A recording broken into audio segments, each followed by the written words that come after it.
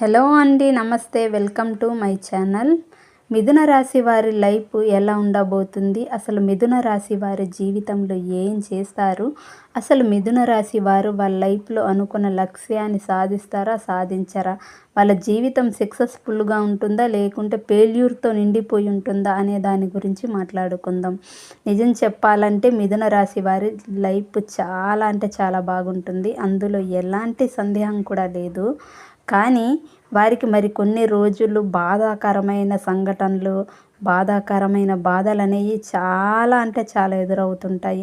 వాళ్ళ లైఫ్లో ప్రతి సమస్యకి వాళ్ళు కృంగిపోకుండా కాస్త ముందడుగు వేసి ఆ సమస్యని ధైర్యంగా పోరాడి ఎదిరించి నిలబడగలిగితే వారికంటే సక్సెస్ఫుల్ పర్సన్ ఎవ్వరూ ఉండరని చెప్పొచ్చు. వారి లైఫ్లో ఇంతవరకు పడిన కష్టాల బాధల బారి నుంచి వారు చాలా తొందరగా కోలుకుంటారు. చాలా తొందరగా బయటపడే అవకాశాలనేవి మరి కొద్ది రోజుల్లో రాబోతున్నాయి.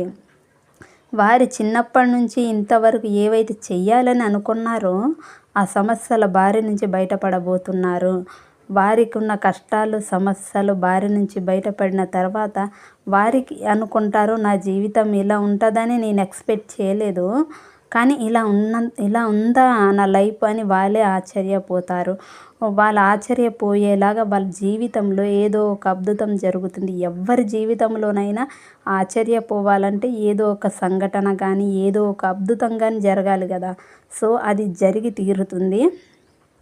వారికి అనేది వాళ్ళ టైం అనేది దగ్గర పడింది. వాళ్ళు ఇంతవరకు పడిన ప్రాబ్లమ్స్ నుంచి బయటపడడానికి అనేది దేవుడు ఒక అవకాశం అనేది వాళ్ళకి ఇచ్చాడు.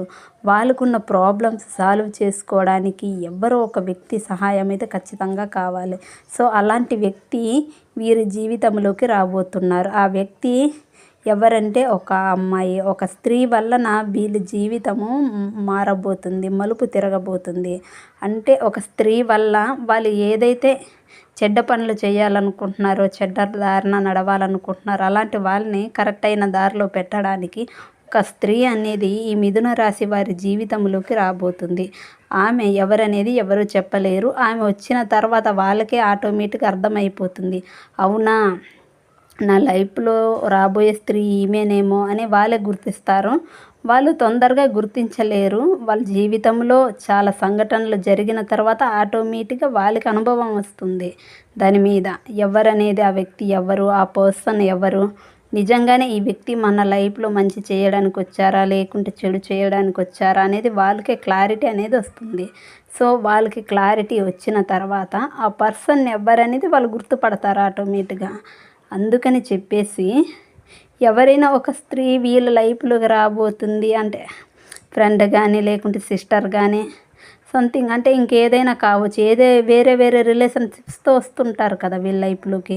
సో అలా ఎవరైనా వస్తున్నారో అనుకుంటే మీకు ఎవరి మీదైతే కాస్త వీళ్ళు పర్వాలేదు, మంచి స్నేహితులు లేకుంటే మంచివారు వాళ్ళ లైఫ్లో ఖచ్చితంగా మంచి చేయడానికే వచ్చారని మీకు ఎవరి మీదైతే అనిపిస్తుందో వాళ్ళని ఖచ్చితంగా వదులుకోవద్దు మీరు. ఎందుకంటే వాళ్ళ వల్లే మీ జీవితం మారబోయే టైం అనేది దగ్గర పడింది కాబట్టి.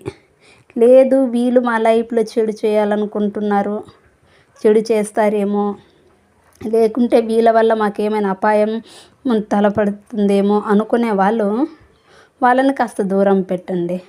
ఎవరైతే మీకు పాజిటివ్గా మాట్లాడుతున్నారో, పాజిటివ్ విషయాలు చెప్తున్నారో అనుకుంటున్నారో అలాంటి వాళ్ళని మాత్రమే మీ లైఫ్లో ఉంచుకోండి. అలా ఉంచుకోవడం వల్ల మీ లైఫ్ చాలా అంటే చాలా బెటర్గా ఉండబోతుంది.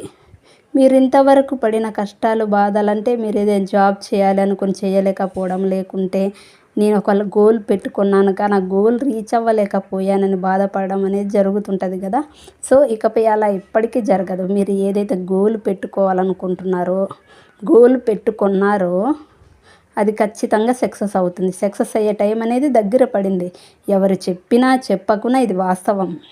మీరు గనక కాస్త ఓపిక పడి కొంచెం ట్రస్ట్ తీసుకొని కొంచెం కష్టపడి కాన్సన్ట్రేషన్ దాని మీద పెట్టారంటే బెటర్గా ఉంటుంది మీ లైఫ్. అందులో తిరుగు చూడాల్సిన అవసరమే లేదు.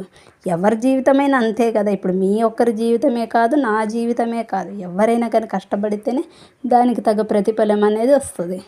మీరు ఇంతవరకు పడిన కష్టాల నుంచి బయటపడే టైం దగ్గర పడిందంటే దేవుడు మీకున్న కష్టంతో పాటు ఇంకో అవకాశం మీకు ఇచ్చాడు. సో దాన్ని మీరు ఉపయోగించుకుంటే మీ లైఫ్ సక్సెస్ఫుల్గా ఉంటుంది, హ్యాపీగా ఉంటుంది. సో అలా హ్యాపీగా ఉండాలి అనుకుంటే మీరు ఇంతవరకు పడిన కష్టాలు బాధలన్నీ మర్చిపోయి కాన్సన్ట్రేషన్ మీ గోల్ మీద లేకుంటే జాబ్ మీద పెట్టారనుకో, మీకంటే సక్సెస్ఫుల్ పర్సన్ ఎవ్వరు ఉండరు. సో మీరు సక్సెస్ఫుల్ పర్సన్గా నిలబడాలి అనుకుంటే తప్పదు, చెయ్యాలి. మీరనే కాదు, ఎవరైనా సరే సక్సెస్ఫుల్ పర్సన్గా నిలబడాలి అనుకుంటే ఆ గోల్ ఏదైతే ఉందో ఆ గోల్ మీద కాన్సన్ట్రేషన్ పెట్టడం వల్ల మీరు ఖచ్చితంగా సక్సెస్ఫుల్ పర్సన్ అవుతారు. సో మరి కొద్ది రోజుల్లో మీకు ధనయోగం అనేది ఖచ్చితంగా రాబోతుంది. ధనయోగం ఎలా వస్తుందంటే ఒకేసారి ధనవంతులు అయిపోవడం, కుబేరులు అయిపోవడం కాదు. మీరు ఇంతవరకు ఏదైతే కష్టపడి సంపాదించాలని అనుకున్నారో దానికి రిజల్ట్ అనేది వస్తుంది. అంటే చాలామంది చెప్తుంటారు మీరు ధనవంతులు అయిపోతారు, కుబేరులు అయిపోతారని, కానీ అదేం కాదు.